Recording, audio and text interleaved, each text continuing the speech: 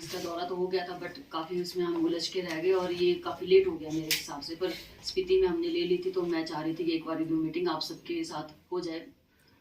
तो आप सभी का धन्यवाद मैं करती हूँ, आप सभी ने अपनी प्रेजेंस इसमें दी।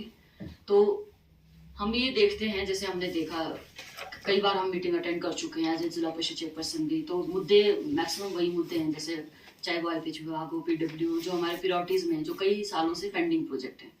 बस हम ये चाहते हैं कि अब थोड़ा एक टाइमलाइन सेट हो हर डिपार्टमेंट की तरफ से और हमारे प्रशासन की तरफ से भी, कि किस टाइमलाइन में कौन सा आपने प्रोजेक्ट कंप्लीट करना है। कुछ टाइमलाइन तो हो कि हमने इसको करना है, हो जाएगा, करना है, तो ये मतलब कभी होगा ही नहीं।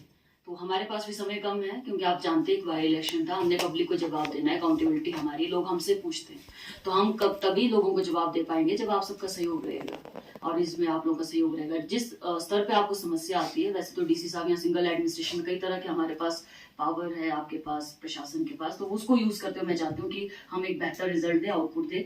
और सरकार के लेवल पे जैसे फंडिंग का मैं जहाँ तक हम समझ पाए, क्योंकि आप सबका एक्सपीरियंस बहुत ज्यादा है काम करते हुए, हम अभी नए हैं, फिर भी मैं इतना आप सबसे उम्मीद रखती हूँ कि आप लोग अपना पूरा सहयोग करेंगे। हमें भी हमारी कोशिश है कि इनको सीखते हुए हम लोग इसको इम्प्लीमेंट कर पाए।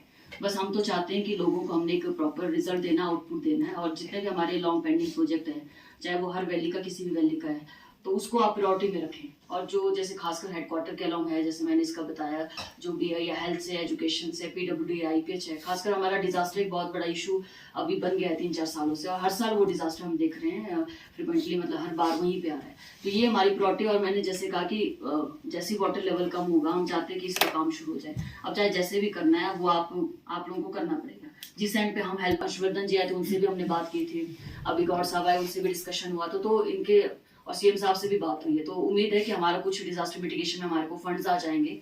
तो सिर्फ आप सब भी अपने प्रपोजल भेजिए, और खासकर जितने हमारे सेंटर स्पॉन्सर्ड स्कीम है, जैसे आर्टिकल 275 है या पीएमजेवीके है, ये अप्रिशिएट करती हूँ। डीसी साहब की अध्यक्षता में आपने सभी कार्य किया, मेहनत करके ये आपने किया है।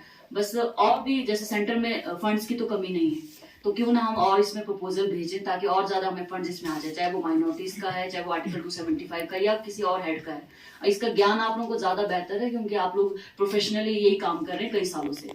हमें उतना ज्ञान नहीं होगा, पर फिर भी हम जो नहीं पता हम आपसे डायरेक्टली पूछ भी सकते हैं। यही एक लोकतंत्र की मुझे लगता है खूबसूरती है।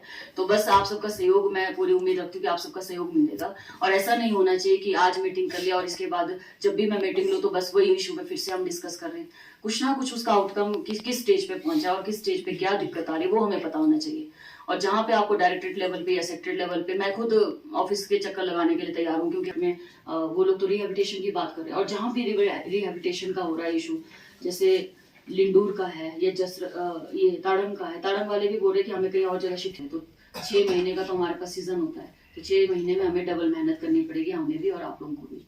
तो बाकी बस यही रिक्वेस्ट है कि प्रोग्रेस दिखाइए बस आप लोग हमें, और अपडेट कीजिए कहाँ पे क्या हो रहा है। मैं खुद भी प्रोग्रेस रिपोर्ट लेती